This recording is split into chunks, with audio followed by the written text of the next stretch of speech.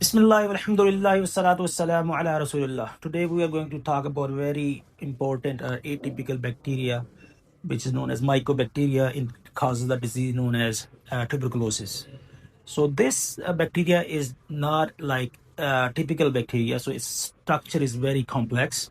That is a reason when you want to treat these patients with this atypical bacteria, then you have to give more than one medicine in combinations, and this treatment goes that long. The reason is that it's very resistant to the normal antibiotics. So first thing we want to talk about is that how the tuberculosis is spread from one person to other. It's the same kind of contagious disease as the measles or chickenpox we had talked, but it's not that active. So usually it comes in the breathing, or like droplets coming with the breathing or sneezing and coughing. So you have to be careful and keep this patient away from the regular people so that they are not infected by it. So if we talk about the signs and symptoms, the signs and symptoms are very non-specific. Like patients can have starting sweating and they have low weight, they start coughing, they have fever, which is associated with night sweats. So what kind of TB we are supposed to be facing? Usually the most common way is that this bacteria causes the infection of the lungs. So tuberculosis of the lungs is the most common, and there are other places where it can happen. It's like into the bones, into the CNS, even into the lymph nodes.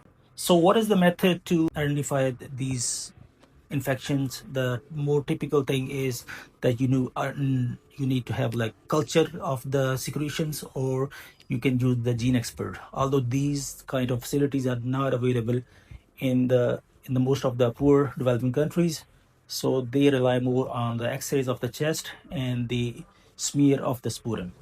So if you want to talk about its epidemiology, the most of this infection happen into the developing nations, especially South Asia and Southeast Asia, and some parts of Africa. Like other countries included in this is Pakistan, India, Bangladesh, Myanmar, Burma, and Thailand.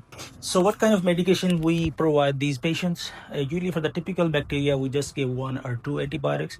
But in this, you have to give at least 4 antibiotics in the beginning, which can be continuously used for 4 to 6 months. And then after that, you can decrease the number of medication as the treatment is completed. The most common scenario is that we give the patients ripe, that is rifampicin, isoniazid, pyrazinamide, and ethambutol. So when you give this combination, so it can be very lethal sometime against your liver.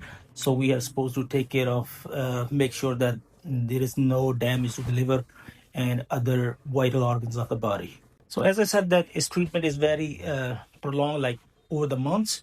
So there is a big problem of compliance. So some patients, when they improve with the symptoms, they just leave the medication.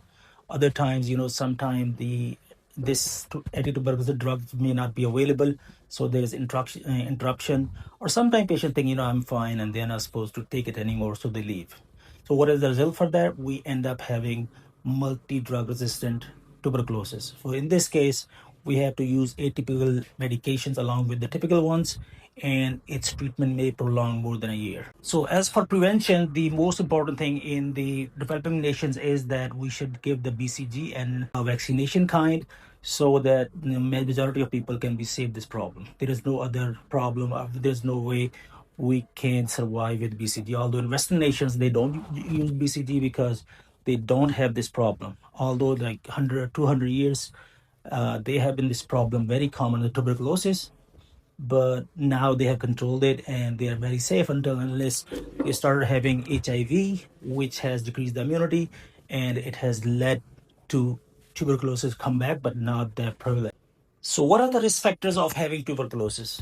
One of the more important is that if you have HIV, your defense goes down, and even all the other categories where it's decrease in defense of the patient or immunity, it can end up with having the infection. For example, the kids who have malnutrition, the young ones, the elderly, the people who are using chemotherapy, and people who are malnourished, or people having chronic diseases can have ending up in the tuberculosis.